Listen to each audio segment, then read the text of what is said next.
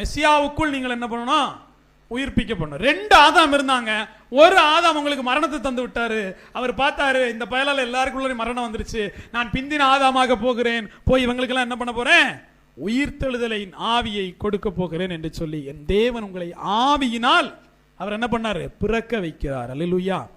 அப்ப நீங்க ஒன்னு புரிஞ்சுக்கணும், மெஸ்ஸியா இல்லாம நீங்க ஆவியில பிறக்க முடியாது. யாஷுவா இல்லாம நீங்க எதுல பிறக்க முடியாது? ஆவியில பிறக்க முடியாது. அதனாலதான் யாஷுவாவுடைய நாமத்தை உயர்த்தி பிடிக்கிறோம்.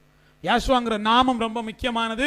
அந்த நாமத்தில் தான் நீங்கள் ஜலத்தில் பிறக்க வேண்டும், அந்த நாமத்தில் தான் நீங்கள் ஆவியில் பிறக்கணும்னு சொல்றதுக்கு காரணம் என்னன்னா, அது மட்டும்தான் உங்களை கடவுளிடத்தில் சேர்க்கிறதாக இருக்கும்.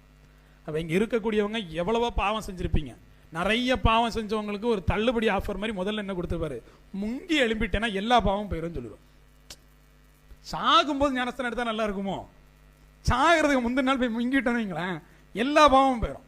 அதுக்கு தான் அடுத்த செக் வைக்கிறார். அடுத்த ஆவியில பிறக்க ஒரு வேலை இருக்கு. அப்ப சீக்கிரம் முங்கிட்டு வந்தாதான் என்ன பண்ணணும்? அடுத்த வேலையை பார்க்க முடியும். உங்களுக்கு புரியுது இல்லையா? அப்போ வெறுமனே போய் முங்கின உடனே எல்லா பாவமும் போயிடும் அப்படின்னா அடுத்து ஒரு வேலை கொடுக்குறாரு. அப்படித்தானே? நம்பிக்கையினால் முங்கிடலாம். யாஷுவா நாமத்தில் முங்கிட்டீங்கன்னா நீங்கள் தேவனுடைய பிள்ளை ஆகிடுவீங்க. அவ்வளவுதான், வா ஜாலியாக போய் முங்கிட்டு வந்துட்டீங்க, பெரிய கஷ்டம்லாம் இல்லை. அடுத்த ஆவியில் பிறக்க வேண்டும் என்று சொன்னால் மெஸ்ஸியாவினால் தான் நீங்கள் பிறக்க முடியும்னு சொல்லும்போது அப்பதான் நீங்க வாழணும்.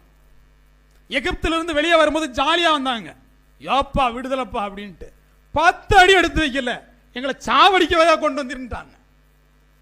என்னன்னா தேவனோடு வாழுகிற போது பயணிக்கிற போது தான் என்ன நம்முடைய உண்மையான மூஞ்சி வெளியே வரும்.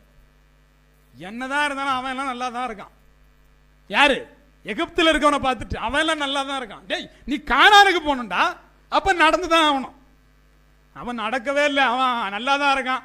என்ன போட்டு கஷ்டப்படுத்திக்கிட்டு இருக்காரு, கூட வரவெல்லாம் செத்து போறான், சாவகாரன் வந்து எதுக்கு சாவ போற? சொன்னதை கேட்டு அதுக்கு சாவ போற. அப்படித்தானே? தேவன் சொல்வது போல் நடந்தால் சாவு வருமா? வராது.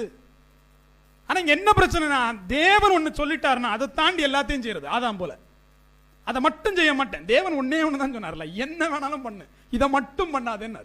நன்மை தீமை அறியத்தக்க விருட்சத்தின் கனியை மட்டும் புசிக்காது. இப்போ உதாரணத்துக்கு ஒரு லிஸ்ட் போட்டு ஒரு 10 மரத்தின் கனியை புசிக்காதுன்னு சொல்லியிருந்தா அவன் பாவம் பண்ணிட்டான். சரி பயப்புள்ள எதுவும் கொடுக்கணும், அவன் என்ன பண்ணுவான்னு ஒன்னே ஒன்று தான் கொடுக்கல, அவனுக்கு அதுதான் வேணுங்கிறான். இதே தான் நம்ம புத்தியும். தேவன் எது வேணாங்கிறாரோ அதுதான் நமக்கு வேணும். அப்ப தேவன் என்ன பண்ணுவாரு? அடிச்சு விரட்டிடுவார்.